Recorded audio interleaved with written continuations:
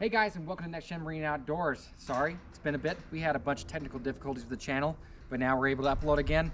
Hopefully have it all fixed. We got some hunting product coming your way, but right now I want to take you out on a walk around of our new drift boat. Now this drift boat, I actually did shoot a series of videos that I wasn't able to upload of us refinishing this whole thing. It was raw aluminum, pretty much roached on the inside, but basically we lost it. So here we are, and I want to take you for a walk around at least of the finished product. So you can see it. There are a couple shorts of the process that we did do on it. So go through my shorts so you can kind of see it there. But it's a 15-foot drift boat.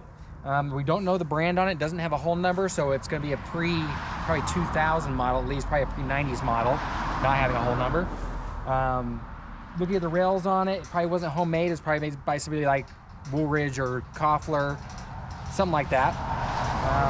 But really, that brand doesn't matter. It's a drift boat.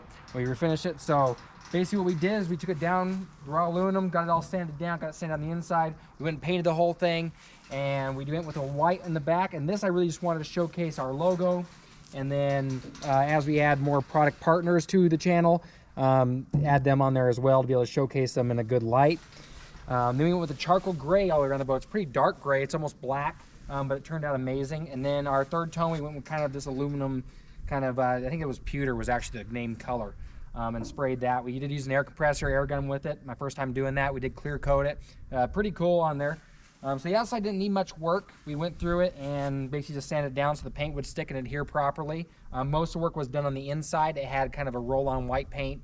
So we went and stripped down that the best we could, sanded it down, and then went and refinished the inside, added flooring and carpet. So let's kind of take you around and take you for a look on it. So it has a 1998 Hyde trailer.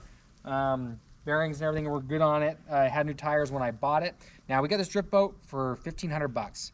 Less than $2,000 into this whole thing. I was able to refinish it and have basically a brand new aluminum boat. There are fiberglass boats in the market. Really, your preference comes down to you. The fiberglass is going to be a little bit lighter. The aluminum is going to be a little more durable, bounce across the rock and everything else like that in the rivers. But kind of just what you can afford and get into. This was cheap, and so I wanted to kind of get into it inexpensive, have something I can kind of beat up, and so that's what we did.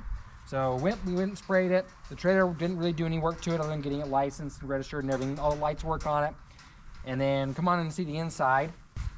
So I said we painted it this pewter color in here. It does have a storage box that was added in after the fact, I was told, by the original owner. So you got a little bit of storage here. And then basically it's just open space. So we had the flooring back in the middle like it was, at least how they had it. Now, we couldn't really go to a full floor because it didn't have the strakes in there. I could have added that, but I really didn't want to throw a bunch of money in this. I just wanted something I could use. So we added that in there, painted the whole thing. Pretty simple, pulled out some old wood, added a new rower seat here. And then the last thing I added was this anchor system. So this is pretty simple to do. Nothing fancy. There's lots of stuff like this on the market. Let me go ahead and grab the anchor and I'll show you how it works. Sorry, I just had this anchor that came with it for now. I might change it up.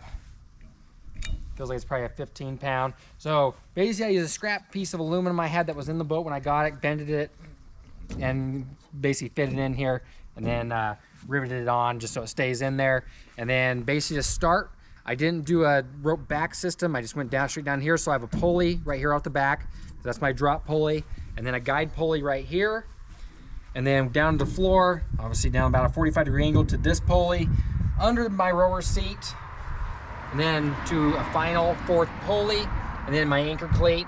Very simple system. There are others on the market that get it off the floor. The one negative with storing things is obviously you have a rope that needs to flow free right here in the middle. So you gotta watch that. Wasn't too much of a concern to me. It came with the 2 Carlisle oars, basic oars. I think they're like rafting style, but they'll work fine. Then you basically have your feet bench on here. Seat obviously just comes up. I kind of just set it to where it was originally. It was a good fit. I have gone out and rode it once. The first time you guys will see it will probably be on our deer hunt here in October. Today my brother, my wife, and myself, we have extra whitetail deer tags, so we're gonna go hunt the river with it and row it through there. Plenty of room in here for 3 people, guys, to fish and actually go out on the boat, which is nice. It is pretty big. The way that the anchor system works is you're just using pulleys, so you're taking some weight off the anchor behind you, so you just loosen it up here, pull it off your cleat, and then you can go ahead and you can drop it down. It makes it easy to retrieve. I can stand up if I need to really horse it, but it comes right up. It's very easy.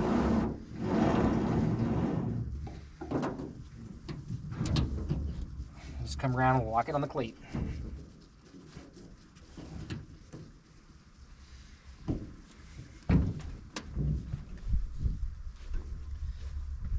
That's basically completely it. I mean, drip boat's really simple. I thought about possibly putting a small outboard motor on it.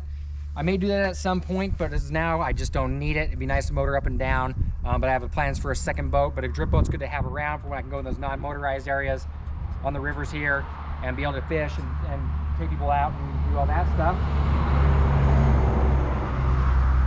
It is pretty light. It's easy to pick up and push around, easy to launch here. You do have rollers in the back. The high trailers are really nice trailers. Full box. As far as the trailer thing goes, this is the perfect time to talk about. These boat ratchet straps I put on from Better Boat, betterboat.com.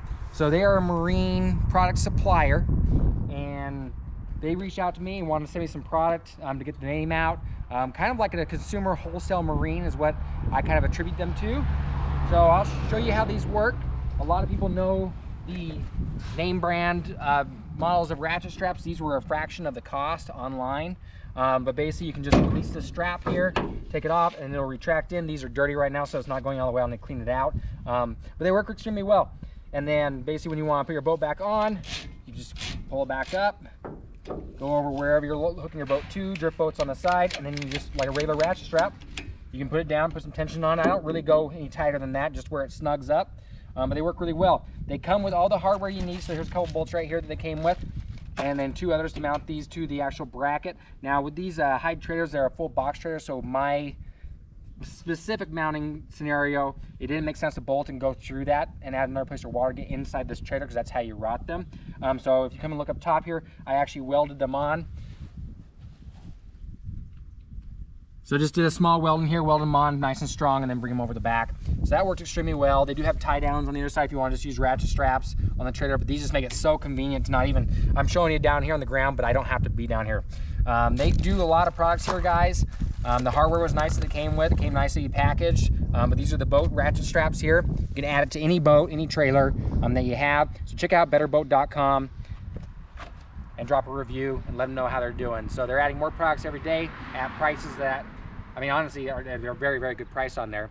And on top of it, they have stuff in stock. So that's also nice. You know, where Amazon stuff is always, you never know who it's coming from.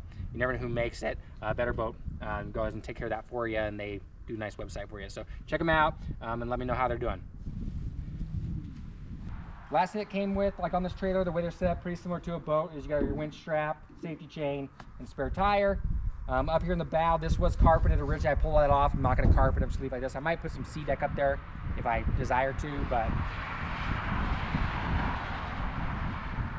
probably just going to leave it as is. And then this has been my little workhorse here for deer hunting and stuff, and those, like I said, those non-motorized areas. So thanks you guys for watching this video. We have more stuff coming soon now that we're back online. Make sure to like and subscribe and hit the like button. We'll see you guys soon.